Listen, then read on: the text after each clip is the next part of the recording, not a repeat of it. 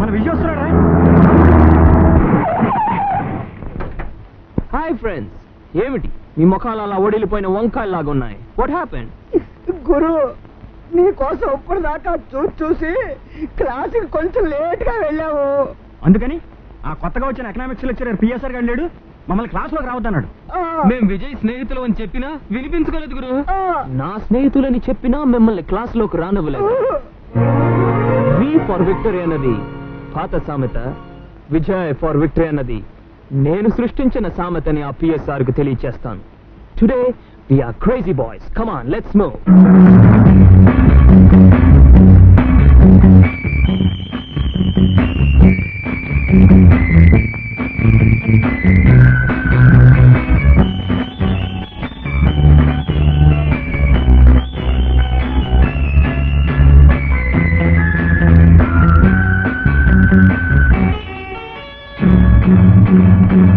కాబట్టి ఏ దేశపు ప్రగతి అయినా ఆ దేశపు ఆర్థిక పరిస్థితి మీదే ఆధారపడి ఉంటుంది. నో, ఏ దేశ ఆర్థిక పరిస్థితి అయినా ఆ దేశ నాయకుల పరిపాలనా సామర్థ్యం మీదే ఆధారపడి ఉంటుంది.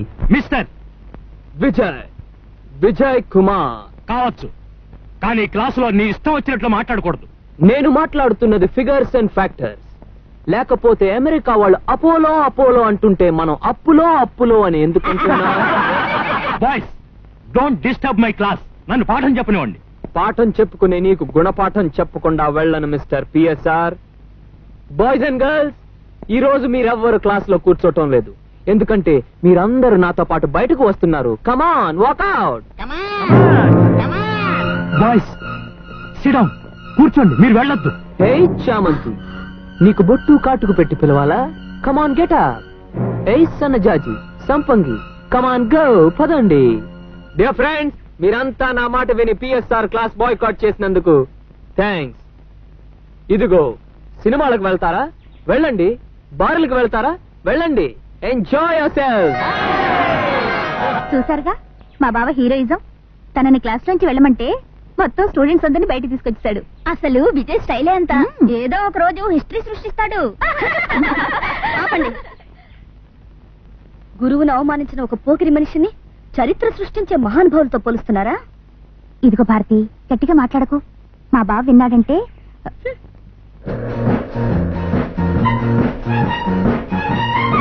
గురు, ఈ కారులో వెళ్తుంటే విమానంలో వెళ్తున్నట్టుంది గురు. జర్మనీ కార్ అంటే మాట్లాడుకుంటున్నావా మరి? షటప్. తెలియకపోతే నన్ను అడగండ్రా. ఇది American car, Ford Montego. Last Sunday మా డాడీని అడిగాను, ఊళ్ళో కల్లా అతి పొడవైన పడవలాంటి కారు కావాలి డాడీ అని. అంతే, వెంటనే అమెరికా ఫోన్ చేశారు, విమానంలో వచ్చేసింది ఓడలాంటి ఈ కార్. హస్బెండ్ తొందరగా రిపేర్ చేయి. వెయిట్, ఇంజన్ బాగా హీట్ ఎక్కిపోయింది. వాటర్ పోయి. Hi old man, what happened to your old car? Of course I'm old, కానీ నా పైప్ ఓల్డ్ కాదు, నా వైఫ్ ఓల్డ్ కాదు, నా కార్ ఓల్డ్ కాదు, all gold. That is too bad to worst. మా హస్బెండ్ ఎంటికలు తెల్లగా ఉండొచ్చును, కానీ మా హస్బెండ్ ఓల్డ్ మ్యాన్ కాదు. నాకు 7 కొడుకులు ఉన్నారు, 8వ వాడు కడుపులో ఉన్నాడు. ఏంటి బాబు ఇంత పొడిగా ఉంది కారు? హస్బెండ్ ఎక్కువ కారు, ఆ కారును ఓవర్టేక్ చేయాలి. ఫారెన్ కార్ అన్నావు కదా గురు, ఇదాగిపోతుందేంటి? దిగి చూడు గురు. ఫారిన్ కారు కూడా రిపేర్ వస్తుందన్నమాట.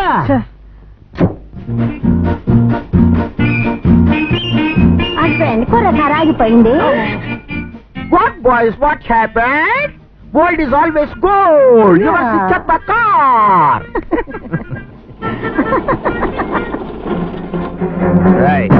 అగ్గి పెట్టుందారా? అదేమిటి గురు, ఆ ముసలాడు మా ఫారిన్ కారుని పట్టుకుని ఎంత మాట్లాడాడు. చెత్త కారు డొక్కు కారు అంటాడు ఆ ముసలాడు. చాబే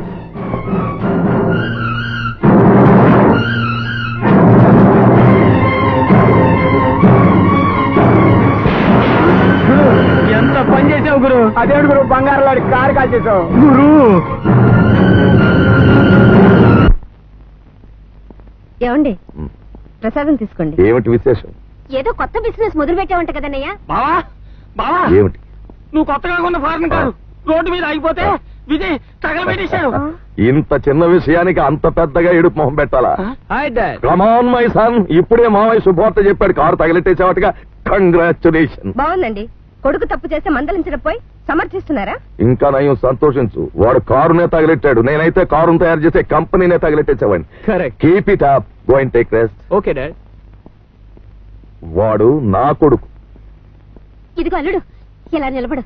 రావే, మీ ఇద్దరిని చూస్తుంటే చిలక గోరింకల్లా ఉన్నారు. అదేమిటే మొన్న పార్వతీ పరమేశ్వరులో ఉన్నారన్నావు? మీరు మోసుకోండి. ఇదిగో అల్లుడు ప్రసాదం తీసుకో. నీ కూతురికి మంచి మొగుడు దొరకాలని నువ్వే తినండి. అదేమిటే కట్టగొయ్యలాగా అలా నిలబడిపోయావు? ఇదిగో ఆ ముఖానికి సోప్ పెట్టి బాగా రుద్దుకొని బావ గదిలోకి వెళ్ళి బావా బావా అంటూ బ్రష్ మీద పేస్ట్ లాగా అతుక్కుపోవే. పోవే. వసే విశాలాక్షి, వయసు వచ్చిన పిల్లకి తల్లి క్రమశిక్షణ నేర్పాలి గాని ఇలా బ్రష్లు పేస్ట్లు అంటూ అడ్డదారులు తోమకూడదే. అడ్డదారులు తెలియకపోతే మిమ్మల్ని మా అన్న ఇంటికి ఎలా తీసుకొచ్చి ఉండేదాన్ని, ఫుడ్ ఎలా పెట్టించుండేదాన్ని. ముందు మూసుకొని రండి. బావా. ఏమిటి మేకు ఇలా వచ్చావు? ఏమిటి బావా, కాలేజీలో అమ్మాయిలందరినీ చక్కగా పువ్వుల పేర్లతో పిలుస్తావు, నన్ను మాత్రం మేకు మేకు అంటావు. చెప్పాను కదా పిచ్చి మొహమా, నాకు షార్ట్ రూట్ అంటే ఇష్టం. అందుకే మేనత్ కూతురు అయిన నిన్ను మేనత్తులో మే తెచ్చి కూతురులో కూ కలిపి మెక్కు అని పిలిచాను. ఎలా ఉంది ఈ విజయ్ స్టైల్? నీ స్టైలే స్టైల్ బావా, నీకు భలే భలే ఐడియాలు వస్తుంటాయి. ఇప్పుడు నాకు కొత్త ఐడియా వచ్చింది. పరిగెత్తుకు వెళ్లి బేరర్ తో చెప్పి ఒక యాపిల్ జ్యూస్ పంపిస్తావా మేకు? అలాగే.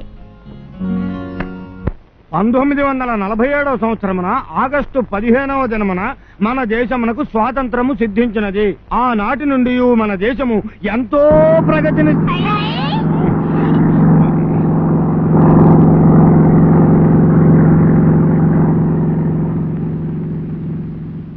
కూర్చోండి కూర్చోండి కూర్చోండి కూర్చోండి కూర్చోండి కూర్చోండి. ఆనాటి నుండి మన దేశము ఎంతో ప్రగతిని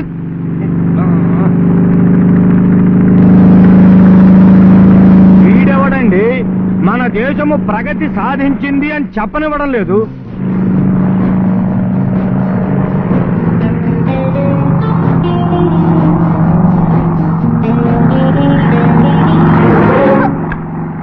అయ్యో అయ్యో అయ్యో అయ్యో ఏమిటి అది? వాడెవడో గాలిలో పడిపోతాడని నువ్వు నేల మీద నించుని చేతుల వస్తువులు కింద పారేస్తావా? అందుకే అన్నారు, ఆడపిల్లలు ఇంటి దగ్గర తలంచితే వెళ్లి ఉపాధ్యాయుడి మొహం చూడాలి, కాలేజీలో తలంచితే ఇంటికి వచ్చి తండ్రి మొహం చూడాలి. మధ్యలో దిక్కులు చూస్తే దిక్కు లేకుండా పోతారు. అందుకు మీ అక్క జీవితమే ఒక పెద్ద ఉదాహరణ.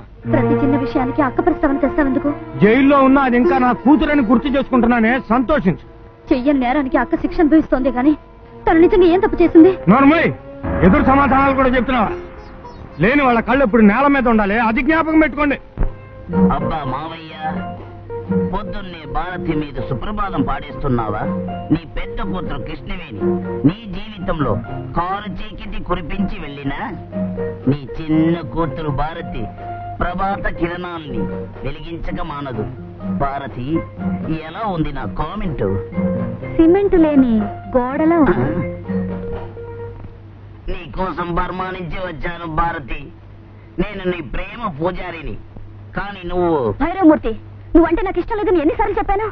చూడు భారతి, పాపాత్మల్ని పుణ్యాత్మల్ని ఆ భగవంతుడు ఈక్వల్గా ప్రేమిస్తున్నాడు. నీ ప్రేమ కోసం తపించే నన్ను చీదరించుకోవడం ఏమన్నా బాగుందా? దయచేసి నువ్వు ఇక్కడి నుంచి వెళ్ళిపో. స్వాతంత్రం వచ్చిన నాటి నుండి మన దేశం ఎంతో ప్రగతిని సాధించింది.